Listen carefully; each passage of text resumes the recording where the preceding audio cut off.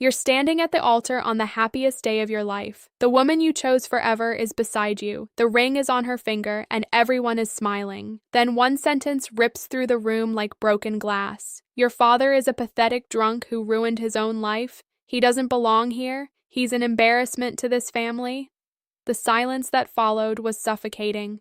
200 people frozen mid-breath. My father's shoulders dropped like someone had just punched the air out of him.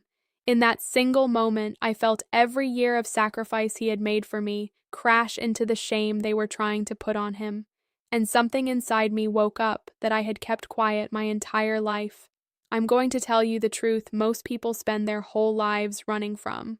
The way you handle disrespect toward your family on the biggest day of your life reveals everything about who you actually are in your relationships. Not who you pretend to be, not who your social media says you are. Who you really are when the mask comes off. Most of you watching right now have never heard this said out loud, but you've felt it in your bones. That quiet rage when someone you love gets humiliated. That sick feeling when you realize the person you married comes from people who see your blood as lesser. That moment when you understand that keeping the peace is just code for betraying yourself. My mother-in-law said those words. The same woman who had smiled politely at family dinners while quietly tearing my father down behind closed doors for 2 years. She waited until the exact moment when it would hurt the most in front of every important person in our lives to try to put him in his place. And everyone waited to see what I would do. Here's what they didn't know. I had been studying male and female psychology, family systems, and the hidden dynamics of respect for years. Not as a hobby, as survival. Because I grew up watching my father slowly disappear after my mother left him. I watched a strong man become a ghost because he carried shame no one ever helped him heal. I promised myself I would never become that version of a man, and I would never let anyone put that same shame on him again. The psychology here is brutal but clear. When a woman disrespects a man's father in public, especially at a wedding, she is doing more than insulting an old man. She is declaring that her family's status, values, and approval rank higher than his entire bloodline. She is testing whether the man she just married will sell his father for access to her world. And the worst part? A lot of men do. They smile weakly. They say, "Let's not do this now." They betray the man who taught them how to be a man just to keep the new wife happy. Then they spend the next 10 years wondering why they feel dead inside and why their wife slowly loses respect for them. Women, I'm speaking directly to you now too. Many of you were raised by critical, status-obsessed mothers. You watched them tear down your father or other men your whole life. Some of you even felt relief when they did it because it made you feel superior. But deep down, part of you has always craved a man who would never let anyone speak to his father that way. Because that same man will never let anyone speak to you or your future children that way either. This is one of the most accurate tests of a man's character that exists. Does he fold or does he lead? My father wasn't perfect. He battled alcohol after my mother abandoned us. He lost jobs. He made mistakes that still make me ache when I think about them. But he stayed. He showed up hungover to my baseball games. He worked night shifts so I could have books and clothes. He sat outside my bedroom door when I was 9 years old crying for my mother and told me, "I'm not going anywhere, son. I'm not her." That kind of love forges steel in a boy's soul. And now, this woman wanted to spit on that steel in public. I felt my bride's hand tighten around mine, silently begging me to let it go. I could hear the nervous shifting in the seats. I saw my father trying to shrink himself, trying to become invisible so he wouldn't ruin my special day. That broke me more than the insult itself. Because real men don't make their fathers small so their new family can feel big. I looked at my father across the room. Our eyes met. In that look, I saw every sacrifice, every quiet night he spent wondering if he had failed me, every time he chose me over his own comfort. And I made a decision that changed the entire trajectory of my marriage, my family, and my life. I wasn't going to yell. I wasn't going to cause a scene like some drunk groom. I was going to do something far more dangerous. I was going to tell the truth. The kind of truth that exposes everyone in the room.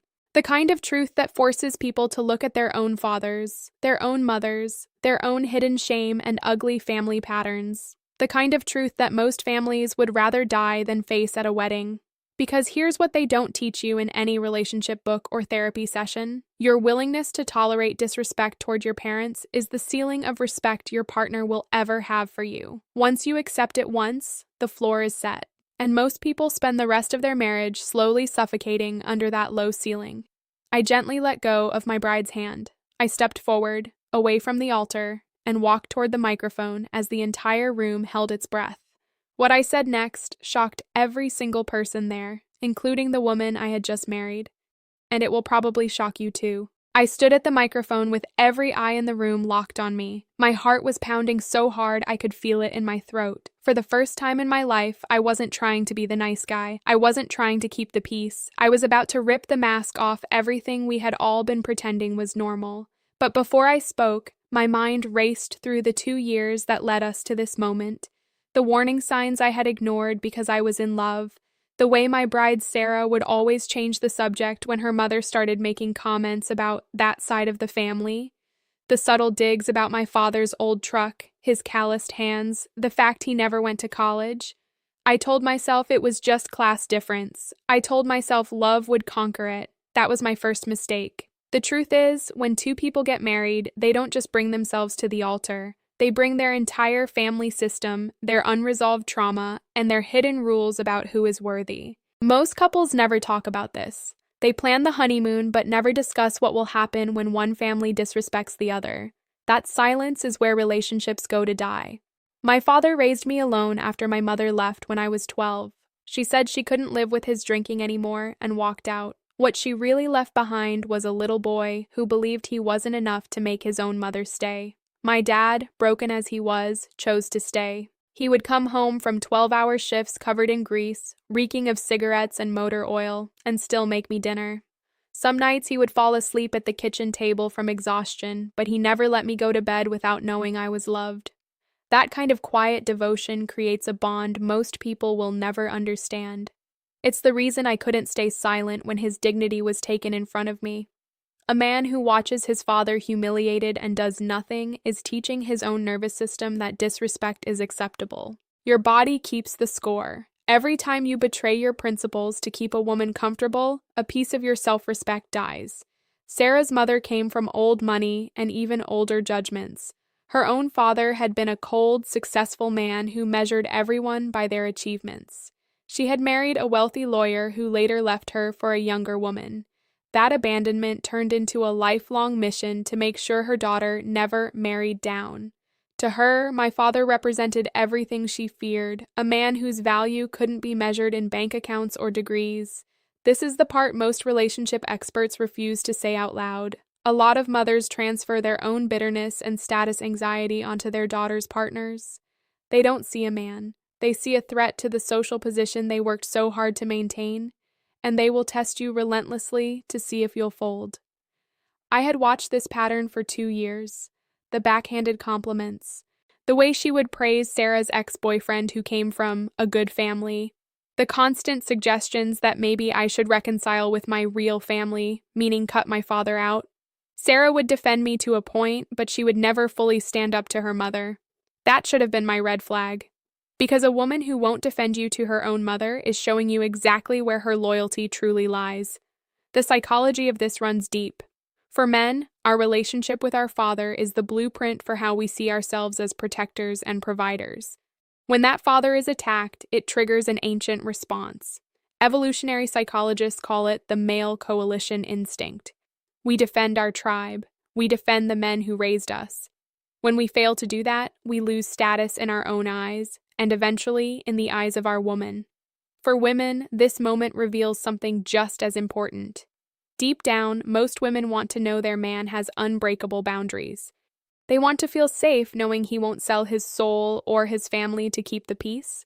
The modern narrative tells women to want soft, agreeable men, but in their nervous system, in their primal brain, they lose attraction for men who won't stand for anything. I could see Sarah's face as I stood at the microphone. She looked terrified, not of me, but of what was about to happen. She knew her mother had gone too far. She also knew I had reached my limit. In that moment, she was being forced to choose between the family that raised her and the man she just married. This is the hidden test that almost every marriage eventually faces.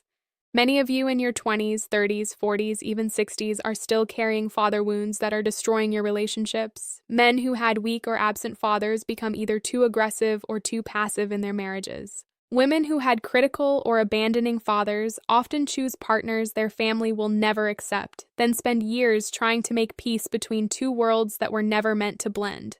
I looked down at my father again. He gave me the smallest nod. Not a nod of approval, but a nod that said, "I trust you." In that nod, I saw the little boy he once was, the man who failed many times, and the father who never gave up on me. That look gave me permission to stop being the polite son-in-law and start being the man I had spent years becoming. The room was completely silent. Even the babies had stopped crying. Everyone could feel that something important was happening. This wasn't just a wedding anymore. It had become a reckoning. I took one deep breath and began to speak. My voice didn't shake. For the first time in my life, I spoke with absolute clarity about the things people are never supposed to say at weddings. I told them that respect is not something you earn by having money or status. Respect is something you give to the people who showed up when life was hardest. I looked directly at my mother-in-law and said the words that changed everything. You have spent 2 years trying to make my father feel small so you could feel big. Today you decided to do it publicly, but the man you just insulted is the reason I know how to love your daughter properly, because he taught me loyalty by staying when everyone else left. He taught me sacrifice by giving up his own dreams so I could have mine. And if you think I'm going to start my marriage by being ashamed of him, then you don't understand the kind of man you just welcomed into your family." The room gasped. But I wasn't finished. I turned to my father and spoke the words I should have said years earlier in front of him. "Dad, I want you to stand up." My father hesitated, clearly uncomfortable, but slowly rose to his feet. I looked him dead in the eyes and spoke loud enough for every person in that church to hear. Everyone here needs to understand something. This man you just insulted is the reason I became the man standing here today. When my mother walked out and left both of us broken, he stayed. When we had no money and the power got shut off, he sat in the dark with me and told me real men don't quit. When I was ashamed of him in high school because he didn't wear the right clothes or drive the right car, he loved me anyway. He never abandoned me, not once. So when you attack him, you're attacking the foundation of who I am, and I refuse to start my marriage on a cracked foundation. I turned to face my mother-in-law directly. You don't get to decide who belongs in this family. That decision belongs to me and your daughter, and if the price of your approval is my father's dignity, then I don't want your approval. I will not trade his honor for your comfort. Not today, not ever. The silence was absolute. You could hear the air conditioning humming. My mother-in-law's face went pale. For the first time in her life, someone had refused to bow to her. I kept going. I've spent years studying why relationships fail, and I've learned that the biggest lie we tell ourselves is that we can keep the peace by staying silent when the people we love are disrespected. That's not peace. That's slow emotional suicide. Every man watching this knows exactly what I'm talking about.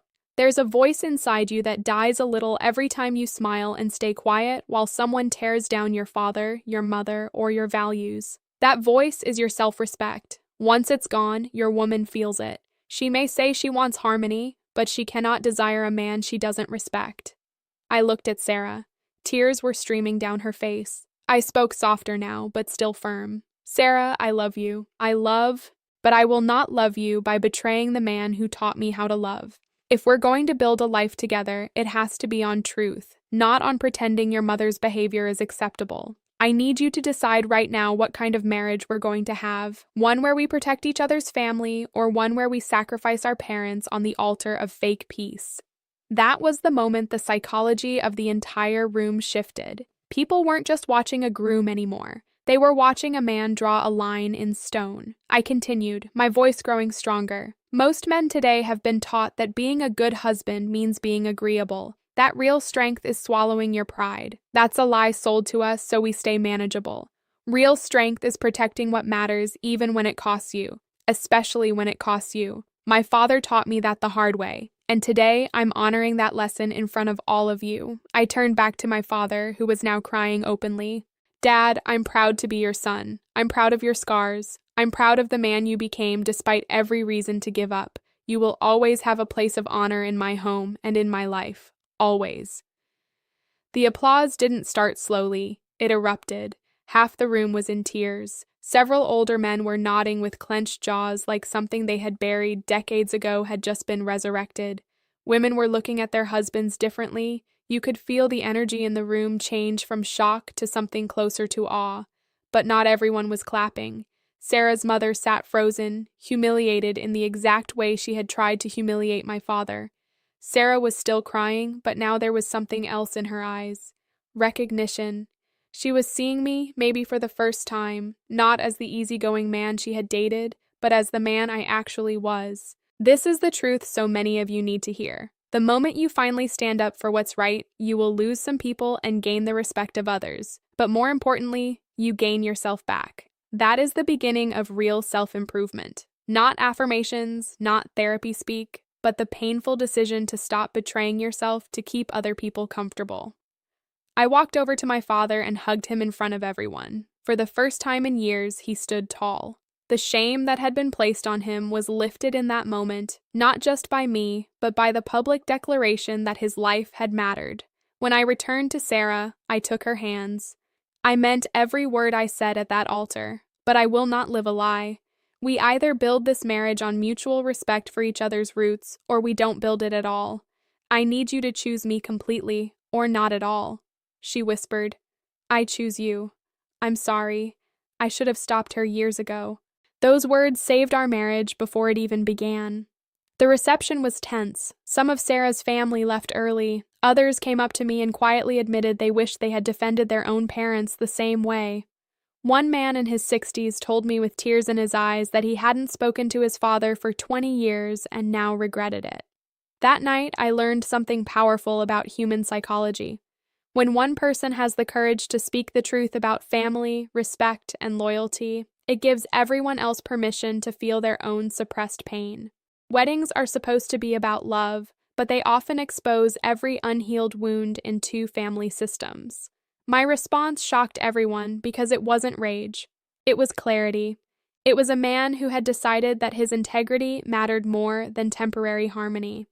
And in doing so, I set the standard for our entire marriage. The days that followed would test everything I had just declared.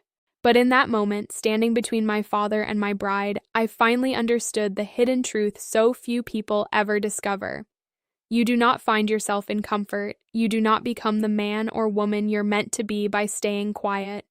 You are forged the moment you choose loyalty to what is right over loyalty to what is easy. And once you make that choice, nothing in your relationships will ever be the same again.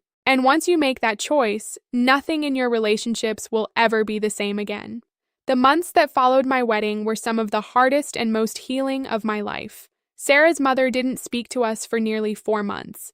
Some family members called me disrespectful and said I had ruined the day. But something profound happened behind the scenes.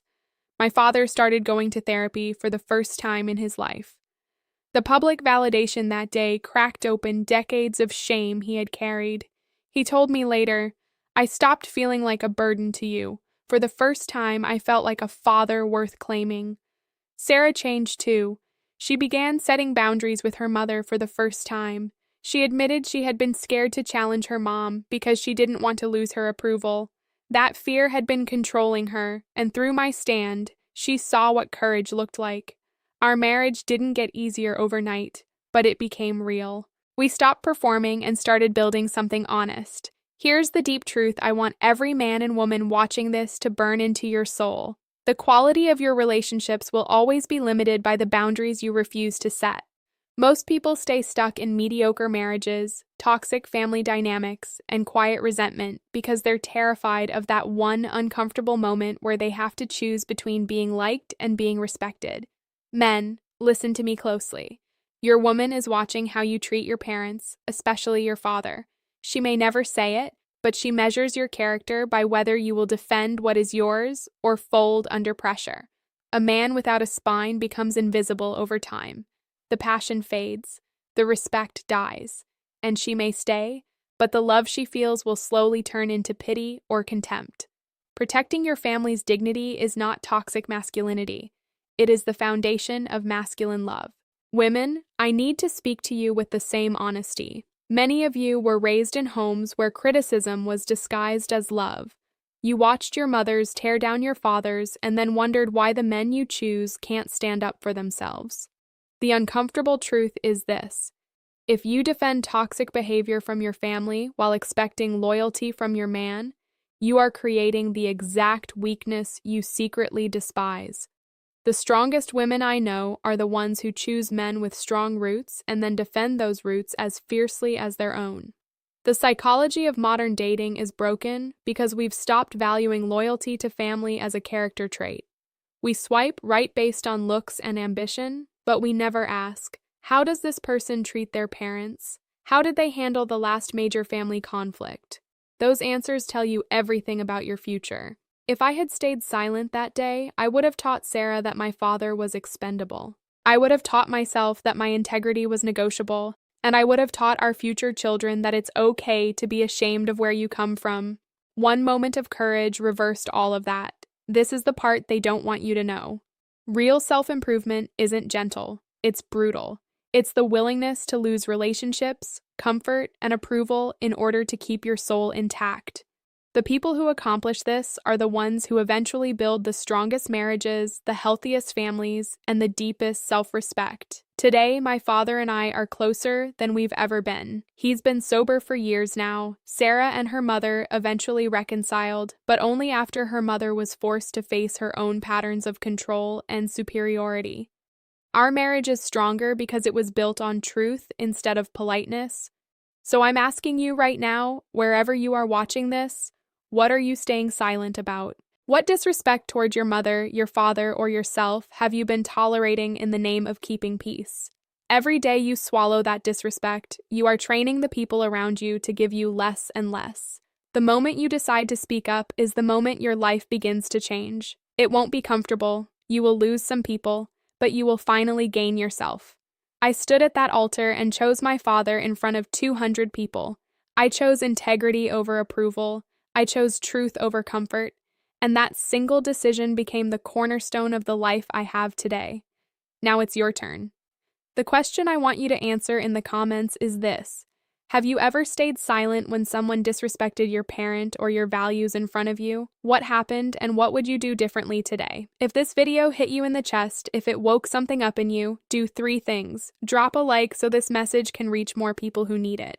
Subscribe and hit the bell so we can keep having these real conversations about love, psychology, and becoming the person you were meant to be. And share this video with one friend who you know is struggling in their relationship or carrying heavy family wounds. They need to hear this. You weren't supposed to know these truths at your wedding, but now you do. The only question left is whether you're going to live them. I'm rooting for you. Now go do the hard thing.